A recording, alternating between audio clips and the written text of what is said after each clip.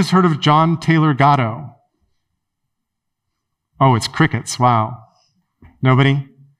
Okay. He's one of my heroes. This is another person that I met. I never got to meet Lynn Ostrom, but I met John Taylor Gatto several times. He was on a panel for me. He was a retired New York high school teacher who wrote a bunch of books that are really interesting. But I learned about him when my friend Doc Searles sent me an essay that he wrote for a magazine called The Sun.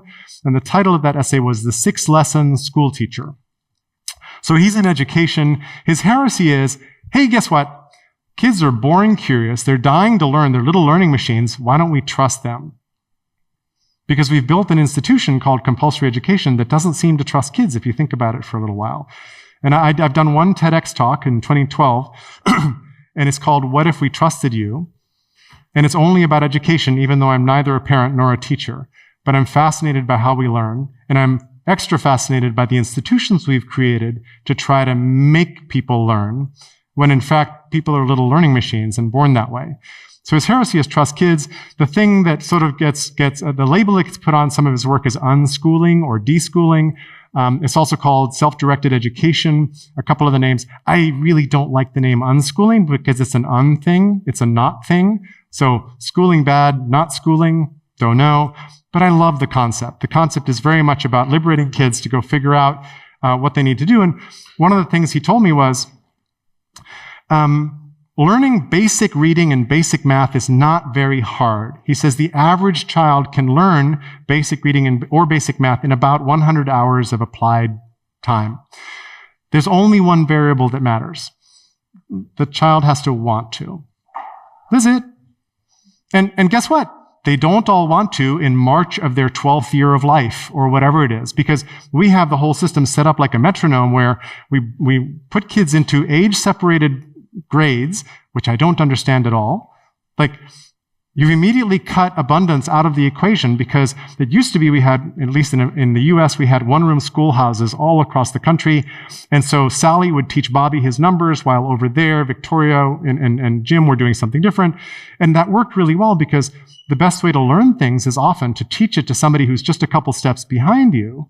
And you lose that when you just make sure that the grades never talk to each other, never touch each other. The 6th graders, they don't really want to deal with the 5th graders, right? 5th graders are uncool.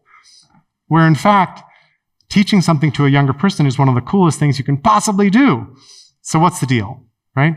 So I loved Gatto, and he's pretty radical out there about education. I went through the compulsory education system, normal schools. I turned out, I think, okay. Most of you sitting there probably just said that to yourselves. But once you start thinking about education and seeing what he was discovering, in particular the hidden curriculum of school, you'll be like, oh yeah, damn it. That's right. And my next slide is the hidden curriculum of school, but I want to describe things a little bit more first. I recommend reading his book, The Underground History of American Education. One of the good stories he tells in The Underground History is American educators like Horace Mann and a couple other people went to Germany, Prussia at the time, and they basically saw the military schooling system that had been built for Bismarck. And they imported that and dropped it on America.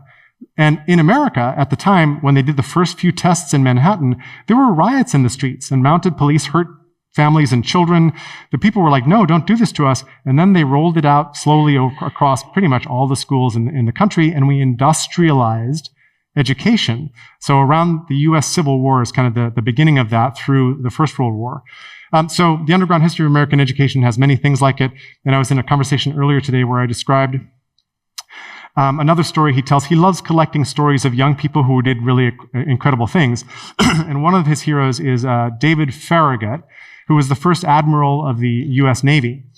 And I used to tell the story a little bit. I would say that at age 12, Farragut was put on board a warship, a British warship, as a midshipman with status or authority over the regular able-bodied seamen.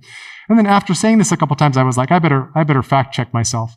So I went and looked it up, and I was wrong. Farragut was put on board a British warship at age 9 as a midshipman. And at age 12, he had his first command of a ship briefly because his captain had taken a prize, another ship, prisoner, and that ship had to be sailed back to port to collect. You should read up on the age of sail. It's fascinating.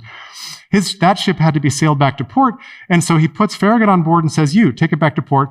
The captured captain says, I'm not being taken anywhere by a 12-year-old. Farragut says, if he shows his face above decks, have him shot. And the rest is American history. So what I'm trying to say is not that we should press all children into service in the military at 9. What I'm trying to say is that young people are way more capable than we think they are. They like hard fun. They like difficult things. They like to make their world better. And instead, what we do is we scoop them out of the real world. We drop them into a petri dish called school, and we say, here, perform against these metrics. So here's some. The hidden curriculum of school isn't sort of a canon like the principles for governing a commons. It's more a big grab bag of ideas. But from the 6th lesson school teacher, he says things like, in the classroom, I, your teacher, I am God. What I say goes. I can put a mark on your record that'll stay with you for life, stain your ability to get a good marriage, everything else. Stay still, or I'll make you a troublemaker and put another stain on your record. You're here sort of learning, and these are all things. What's interesting about the hidden curriculum, the reason it's called the hidden curriculum, is that we don't say these things ever out loud. We say we're teaching you mathematics, we're teaching you languages, we're teaching you history, whatever, but we don't say we're teaching you to surrender your will to a predestined chain of command. At least I didn't see that in the brochures. But that's what's happening, because the structure of the compulsory system, you're being surveilled, you're being watched in school.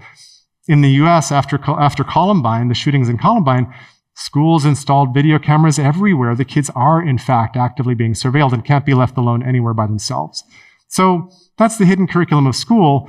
And I kind of generalized out from that and started thinking about the hidden architectures of mistrust in every system, because this is those hidden architectures in schooling.